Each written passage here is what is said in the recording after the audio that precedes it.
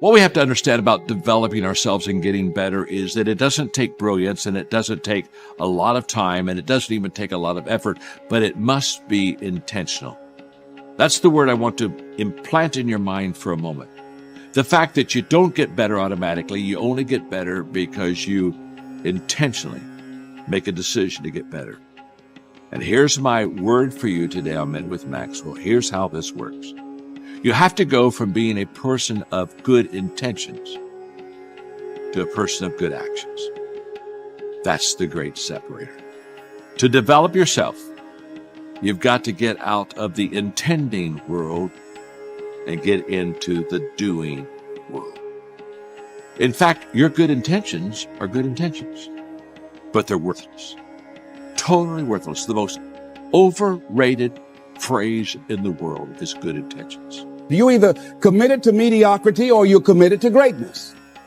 You're either committed to being productive or you're committed to being non-productive.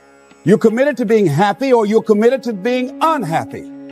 See, whatever you're doing, however you spend your time, that tells you who you are. So think about what it is you like to create in your life experiences. On the other hand, you can make the commitment to your life that you don't like the results that you have, and that you're going to do something about it. See, that power is available to all of us. People who look at life and decide, I want something different for myself. I made the commitment to do it, and I did it. Why is it that people are frightened by commitment? Because when you say the word commitment, that intimidates a lot of people. Why? Because it means you have to deliver. So most people like to use that language. They don't want to commit themselves because commitment means, among many things, no excuse is acceptable. It's the only way, it seems, it's the only way to create a human adventure. It doesn't seem to be any other way currently. It seems like to create an adventure, we must play this game, we must fight this game. But here's what it creates, a great adventure. Let me give you the ultimate now. Could you win if you couldn't lose? And the answer is no, it doesn't seem like it. You couldn't call it winning. You can't win if you couldn't lose. You know, for the foreseeable future, it looks like it's been that way as long as we can remember and as long as the history tells us. So, here's what you want to do if you want the adventure. You must learn to play this game, to contain the ravages of disease that want to take you early. You've got to fight back. You can't just leave it. Somebody says, well, I got my fingers crossed. Not a good philosophy. You got to take your vitamins. You got to do the stuff. You got to do the deal. Jump on the positive side of whatever you want and see if you can't help out in this warfare, in this push-shove match. That's the key. Dare to dream, but please do. For dreamers are many, but doers are few. Dare to dream, but please do. For dreamers are many, but doers are few. We're going after doers. Ask yourself this question. What I am doing, what I am about to do, is it going to help me get where I am going? Is this action going to make me stronger or weaker? Is this action going to make me smarter or more skilled? Will this action move me toward the strategic long-term goals I am trying to achieve in my life? And do not lie to yourself. If you've had a bad week, just sit down and ponder that for a while. Study it. See if you can't pick up some ideas from a poor week and then make a better week. Okay? Learn from your own experiences. One way to learn to do it right is do it wrong. I mean, that's one way to learn to do it right.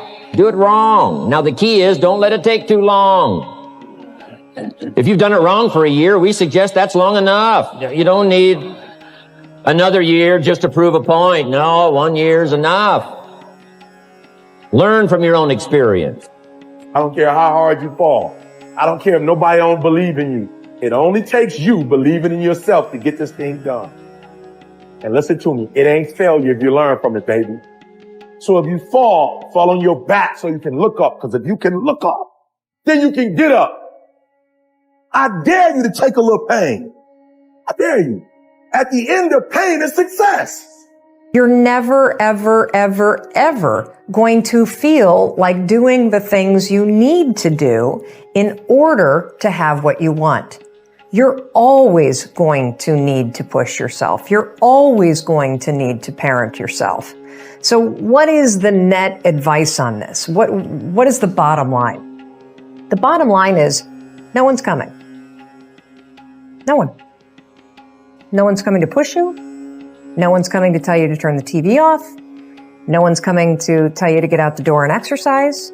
Nobody's coming to tell you to apply for that job that you've always dreamt about. Nobody's coming to write the business plan for you. It's up to you.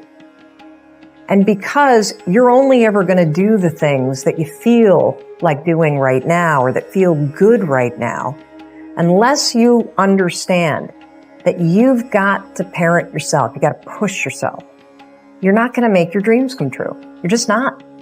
We're not wired that way. You weren't born that way. You weren't that way when you were growing up, and you're certainly not that way as an adult. And there's a tremendous amount of liberation that comes when you accept the fact that you're always going to need to give yourself a push. What a blessing is you got that breath. That means you still got something inside. You got to work for it. You got to contribute for it. You got to give for it. You got to lead for it. You got to love for it, because you still have something not just in you, you're still here for a reason. And now you just got to earn that blessing. The first and most important success quality was defined as common sense.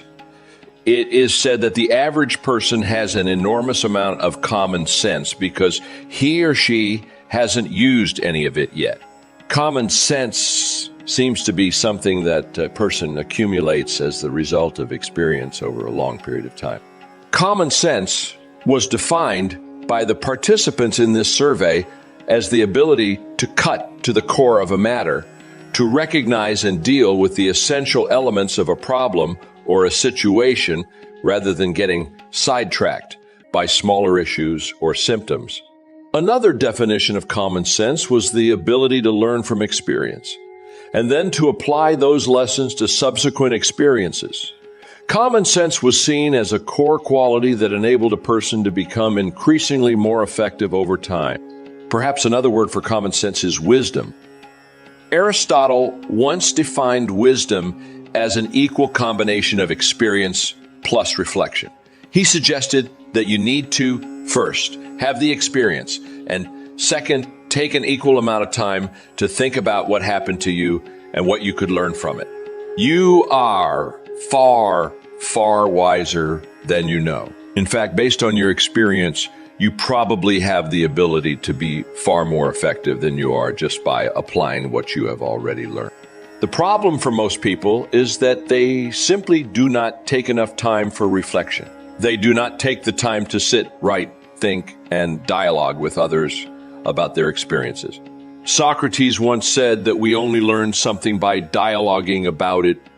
You only really understand something to the degree to which you can discuss it with others or explain it to a third party. Your ability to translate your experience into words, which only comes through thinking and reflection, is essential for your growth in wisdom and common sense. I would add one more ingredient to Aristotle's definition of wisdom, and that would be knowledge. Wisdom comes from equal parts knowledge, experience, and reflection. First you learn, then you practice what you learn. Then you take time to think about what happened. When you turn off the television or radio or put down the newspaper and begin spending more time talking and thinking about what has happened to you, you begin to grow at an exponential rate. Perhaps the two best questions I have learned for personal growth are these.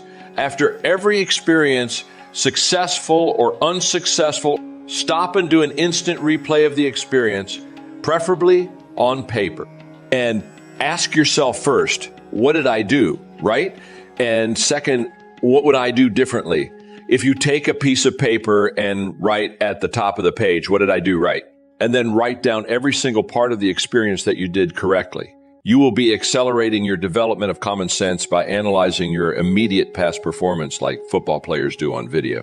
You will find yourself improving at a rapid rate. The very fact that you take time to reflect will cause you to improve in the areas you pay attention to. When you ask, what would I do differently? You begin to see all kinds of possibilities for improvement. The wonderful thing about these two questions is that the answers to both are positive and constructive. And when you dwell on the positive, constructive parts of your performance, present and future, these ideas sink deeper into your subconscious mind and program you to act in a manner consistent with that information. The second quality for success and self-confidence that came out of the study was that of expertise. Most successful, happy men and women are very good at what they do, and they know they are very good at what they do. They have learned and practiced and reflected and gotten better and better until they are recognized by their peers as being among the very best in their fields. This feeling of being the best is an absolute prerequisite for deep and lasting self-confidence. The third quality identified in the study was that of self-reliance. Men and women who are respected by others tend to look primarily to themselves for the answers to their questions and for the solutions to their problems. They are highly self-responsible. They do not blame others or make excuses when things go wrong. They regard themselves as the primary creative forces in their own lives. They volunteer for tough assignments, and they are willing to take charge when something needs to be done. Almost nothing in life is constant. Conditions and circumstances are perpetually in flux like the winds and the tide, which is why my mind is never fixed.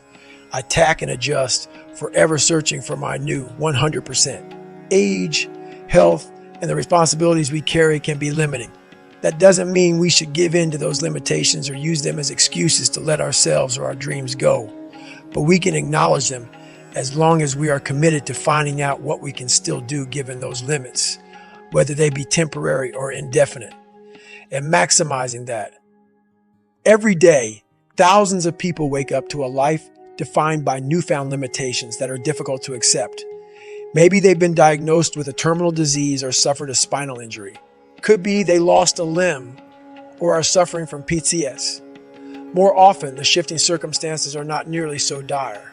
Sometimes it's good news that changes the equation. Maybe you are a new parent or landed a lucrative gig that demands 10 to 12-hour workdays. Could be you recently got married, which means you have to consider more than just your own goals. No matter the variables, your new 100% is out there waiting for you to find it.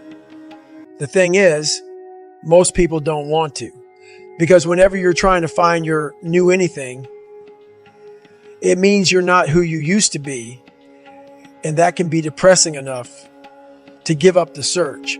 Some people use their new circumstances to dial down their effort level instead of adjusting their approach and still giving it their all to achieve their goals. You've got to work with what you have.